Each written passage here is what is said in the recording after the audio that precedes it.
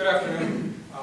We're a fleet manager team. My name is Gilbert. I worked on the circuit design of our project, and at this time I just want to go down the list of each of our team members as far as their contribution to the project. Okay. Kyle Smith from CE, and I did the web development. Mark Duncan, CE as well, and I did software and hardware. I'm Alexander Makarov, I'm the team lead. I did the hardware design. Doug Payne, I'm computer engineering, and I worked on the Android app. So what our project did is we created a car monitoring solution to gather preventive maintenance information from a vehicle, just like regular information as far as usage, mileage driven, any other type of maintenance information that can be gathered. I know there's currently available solutions out in the market, but I think ours differs greatly from the available solutions like IE, for example, OnStar, in the way that most other solutions that are out there base all their information that they gather based on an OBD port on the actual vehicles themselves, which is just the onboard diagnostic. Ours, we actually, the portion that actually added more innovation to the project is we included a local network on it, which is with sensors to allow for more information to be gathered from the actual vehicle itself. These sensors are fully customizable. You can add any type of sensor to collect any specific type of data that you're interested in. Now, we came up with two available solutions for ours. One was an actual customer solution, which was just be an end user that has a specific vehicle that wants to collect information, i.e. where the vehicle is located, where it's been driven, historical stats as far as maintenance, tire pressure, all those standard, and any other customizable things like an internal temperature gauge, onboard camera. We want to see what's inside the vehicle at any time, which can be monitored remotely. We also came up with a fleet manager solution, which can be used in industry as far as commercial side.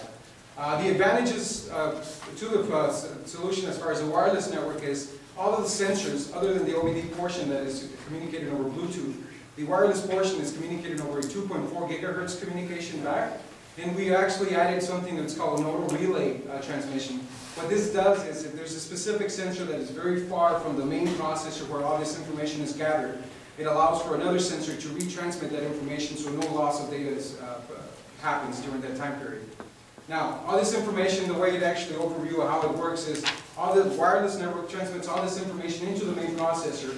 Once it's at the main processor, it's transmitted up to the cloud via the, obviously, our 3G network, securely over a specific VPN tunnel that we established. Once it's on the database, all the information is stored. Now, this information can be extracted via a regular website user interface. And we also created an Android app, which not only allows for the pulling of information historically, but it allows for real-time information from the vehicle itself. Now, specifically our project, I mean, it has a solution for freight or for actual personal use, but we also realized that it can be used for other uses, as for example, for freight or for other specific uses. Thank you. I'll take it for Q&A. Questions? Questions?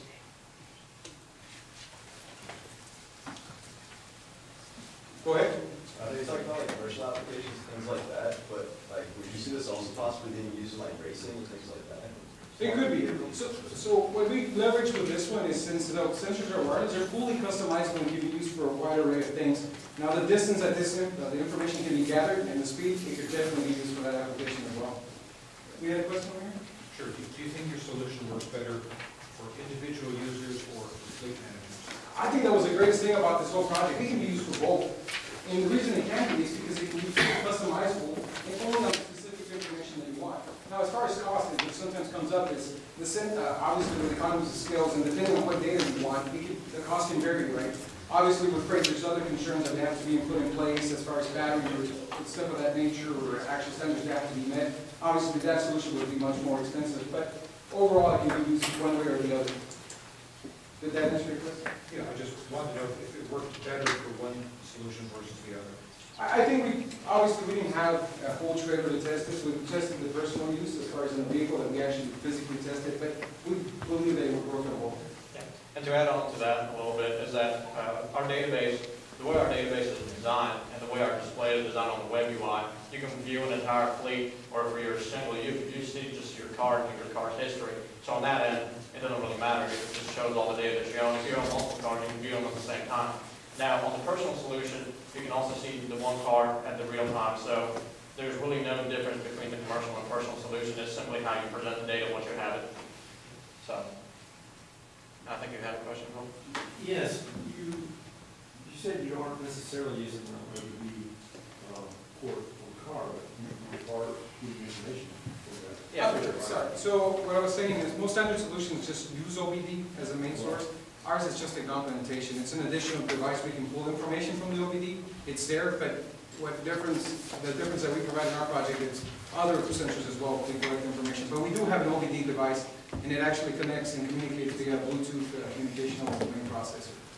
Yeah.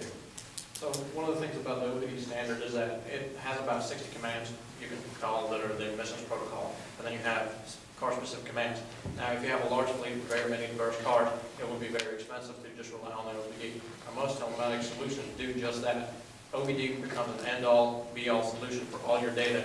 That means you can't track your tire pressure, you can't know if a door has been opened. If you're a large shipping freight with a refrigeration camera, you can't tell if your back is colder than your front because you have no way of tracking that data. OBD can't tell you that.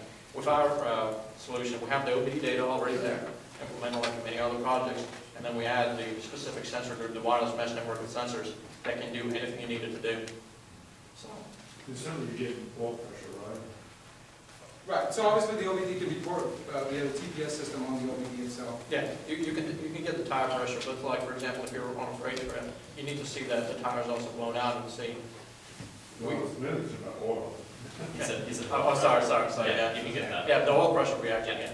Sorry, I misheard you. But I think the big highlight with that is OBD, it can be part of it, and we show that it can, but it doesn't have to be. Our solution can work with or without. Any other questions? Sure.